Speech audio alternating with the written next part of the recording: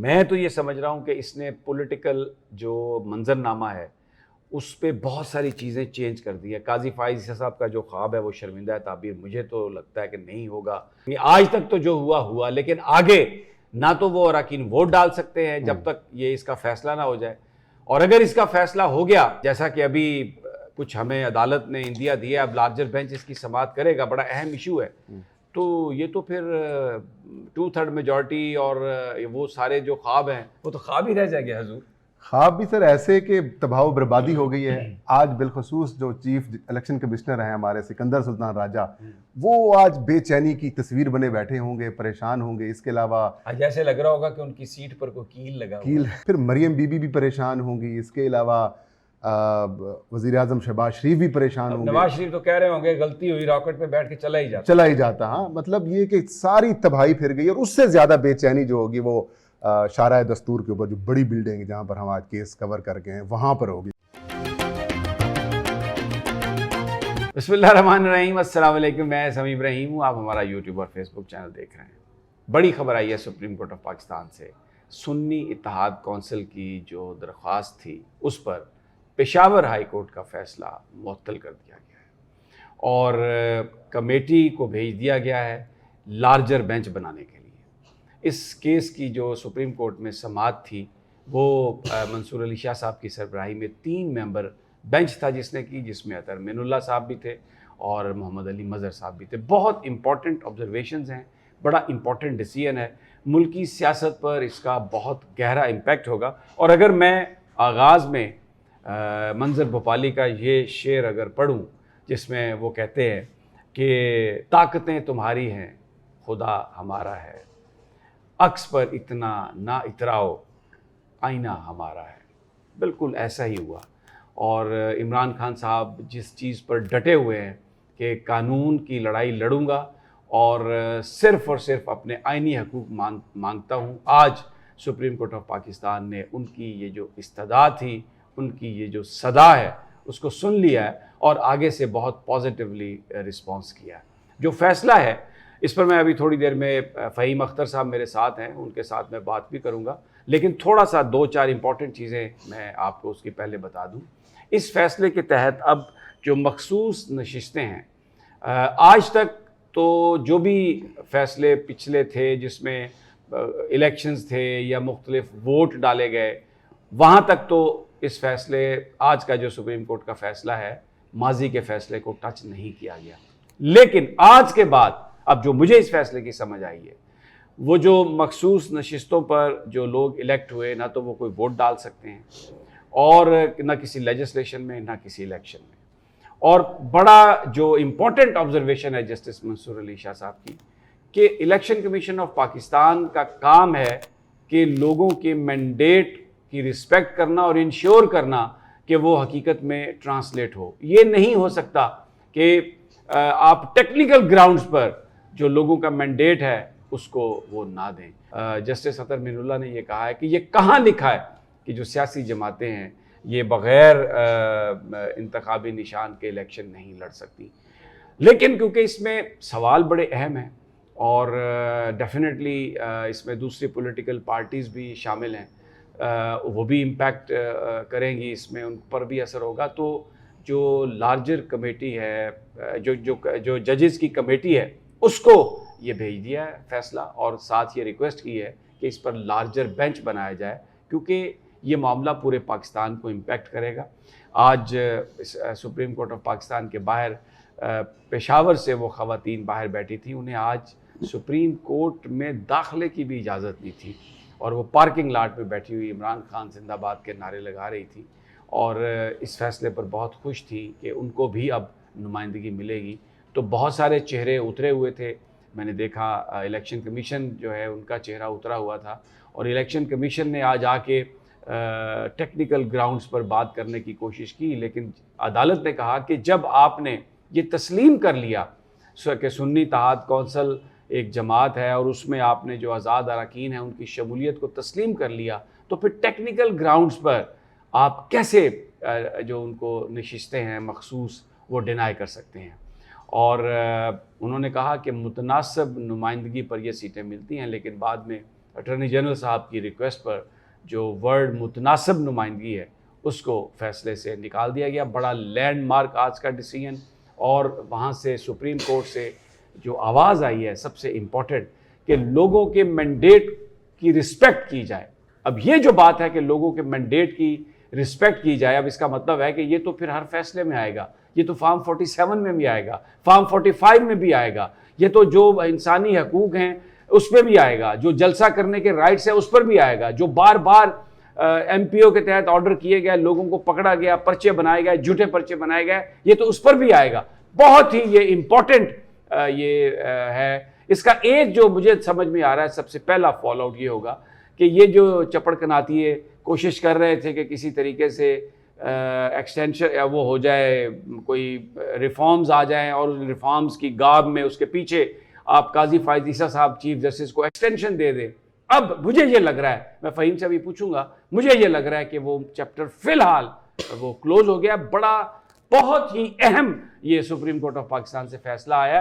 तो चलते हैं, मेरे साथ हैं अपना किबला फ़हीम साहब। तो ये आपने मेरी गुफ्तगू फ़हीम साहब आपने सुनी, मुझे ये बयान फरमाइए कि मैं तो ये समझ रहा हूँ कि इसने पॉलिटिकल जो मंजरनामा है उस पर बहुत सारी चीज़ें चेंज कर दी है। काजी फायद ईसा साहब का जो ख्वाब है वो शर्मिंदा ताबीर मुझे तो लगता है कि नहीं होगा, और बहुत सारी जो ये लेजिस्लेशन करना चाह रहे थे रिफॉर्म्स के नाम पर वो भी नहीं कर सकेंगे। आज तक तो जो हुआ हुआ, लेकिन आगे ना तो वो अरकान वोट डाल सकते हैं जब तक ये इसका फैसला ना हो जाए, और अगर इसका फैसला हो गया जैसा कि अभी कुछ हमें अदालत ने इंदिया दिया, अब लार्जर बेंच इसकी समाअत करेगा, बड़ा अहम इशू है, तो ये तो फिर 2/3 मेजॉरिटी और वो सारे जो ख्वाब हैं वो तो ख्वाब ही रह जाएंगे हजूर।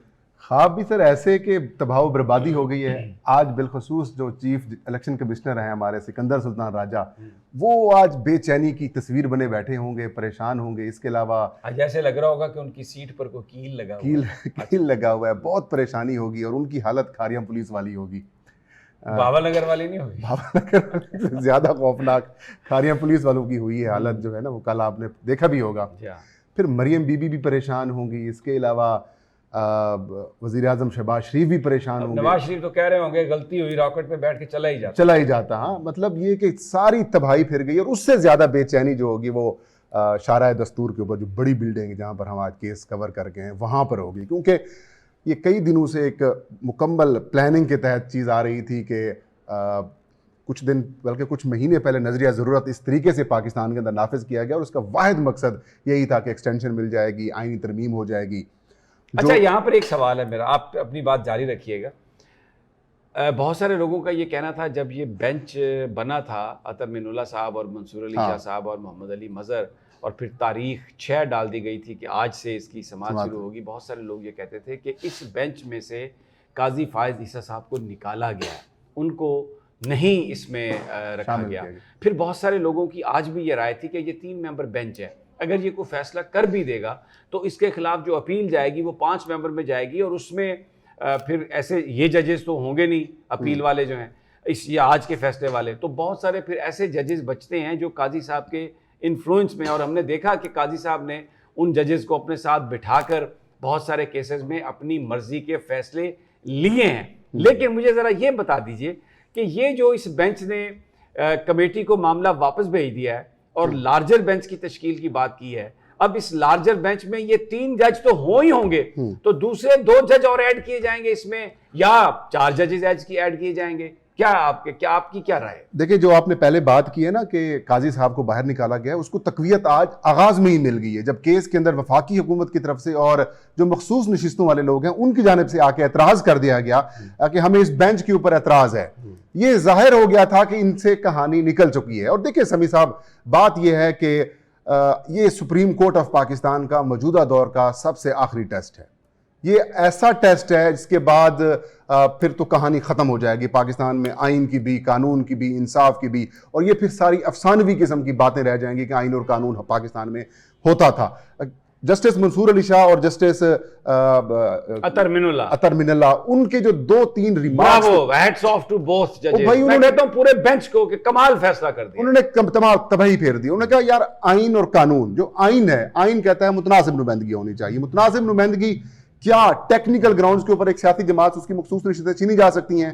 और जो फिर इजाफी सीटें दी गई हैं वो कानून कहाँ है, आइन कहाँ है? और सबसे अहम बात कि इलेक्शन कमीशन लोगों के मैंडेट का रिस्पेक्ट करे, लोगों की राय का एहतराम करे और टेक्निकल ग्राउंड्स पर लोगों को उनके हक से महरूम ना करे। अब ये फैसला, ये अप्रोच अगर सुप्रीम कोर्ट की हर फैसले में रिफ्लेक्ट हो तो जरदारी साहब सदर नहीं रहेंगे, मरियम नवाज वजीर आला नहीं रहेंगी, शहबाज शरीफ साहब वजीर आजम नहीं रहेंगे और मोहसिन नकवी साहब वजीर दाखिला नहीं रहेंगे। 25 सीटों वाले कैसे आपने वजीर आजम वजीर आला? और आज मजाक उड़ता रहा कि वो 4 सीटों वाला जो जिसने 4 सीटें जीती उसको 10 सीटें मिल गई। मेरा ख्याल है मौलाना फजलुर रहमान अगर अब हक सच की तस्वीर बनने की कोशिश कर रहे थे वो इनकार तो उनको चाहिए था कि वो ये मखसूस नशिस्तों पर इनकार कर देते, लेकिन उन्होंने भी जमात इस्लामी वाला ही काम किया। बिल्कुल, वो विकेट के दोनों तरफ खेल रहे हैं, जिस तरह इमरान खान साहब ने जमात इस्लामी के बारे में कहा था। वैसे अगर कश्ती में 2 कश्तियों में दोनों पैर हों तो फिर बॉडी फट ही जाती है। बिल्कुल, बंदा मुर्दा ही हो जाता है। मुर्दा ही हो जाता है। मौलाना साहब से मैंने एक बात की थी, कुछ दिन पहले मेरी बात हुई, तो फिर मैंने गला कर दो मौलवी साहब ने, वो बीट है ना सर, इस वजह से। तो मौलाना साहब से मैंने कहा था कि आप वो सीटें छोड़ दें। कहते वो अब आ रही हैं, उन्होंने कहा छोड़न दी गल छोड़ दो, को पकड़ान दी गल करो।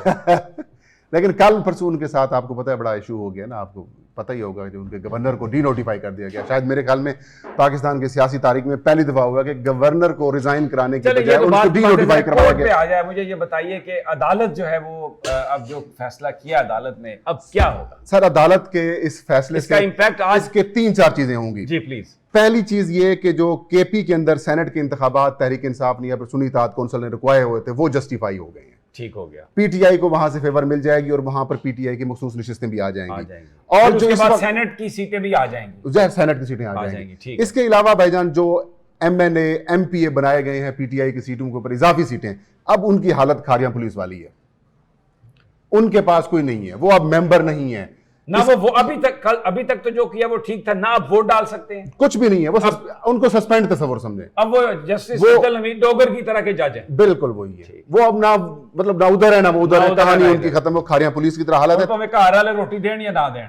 इसका अगला इंपैक्ट क्या हुआ? इसका अगला इंपैक्ट ये हुआ कि जो आईनी तरमीम कराई जा रही थी एक साहिब बहादुर को एक्सटेंशन दिलवाने के लिए, वो अब बिल्कुल खत्म हो गई है। वो काम रुक गया है।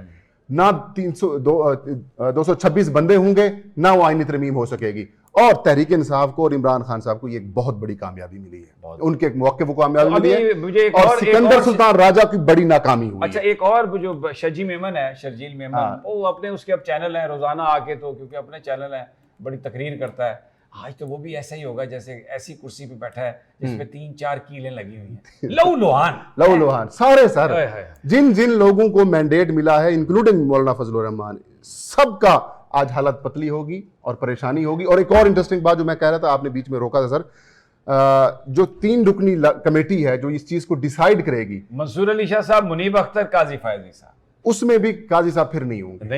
बिल्कुल नहीं होंगे, क्योंकि वो दो नंबर अगर फैसला कर ले अक्सरियती फैसला, वो क्लियर है, वो क्लियर है इस मामले के ऊपर। पीपल रिस्पेक्ट जो है ना मैंडेट की, वो करनी पड़ेगी। काजी साहब तो टीवी नहीं ना देखते, जी, सुनते ही नहीं है, उन्हें पता ही नहीं है। वो तो कहते हैं मैं तो एवरीथिंग इज ओके, वो तो उधर रहते हैं मालदीव में या नेपाल में रहते हैं, रात को चले जाते हैं, लेकिन वो अपनी मर्जी की चीज का पता चल जाता है। हाँ, लेकिन अभी ये जो कमेटी है ये तो पाकिस्तान के मारूजी हालात को देख रही है, यहाँ पर जो जुल्म किया गया उसको देख रही है, यहाँ पर जो गुंडागर्दी की गई है उसको देख रही है, अब जो बदमाशी की गई है उसको देख रही है, और फिर जो धमकियां लोगों को दी जाती हैं आइन और कानून के नाम पर, अदालत वो भी देख रही है। तो इसलिए ये तो जजेस मेरा ख्याल है कुछ मारूजी हालात में आ गए और फैसला करेंगे। काजी साहब को उधर मालदीव में ही रहने दे तो ज्यादा बेहतर है मेरा ख्याल। वो ऐसे ही करेंगे, जस्टिस मुनीर साहब और जस्टिस मंसूर अब ऐसे ही करेंगे। जनाब, ये आज के अभी जो सुप्रीम कोर्ट से अभी तक जो चीज आई है ये आपके सामने थी। इंशाल्लाह अभी वो फैजाबाद धरना केस भी है और भी केसेस हैं, आपको और भी पॉलिटिकल डेवलपमेंट है, आपके साथ इंशाल्लाह अगले वीडियो में उस पर डिस्कस करेंगे। तब तक इजाजत, अल्लाह ने के बाद।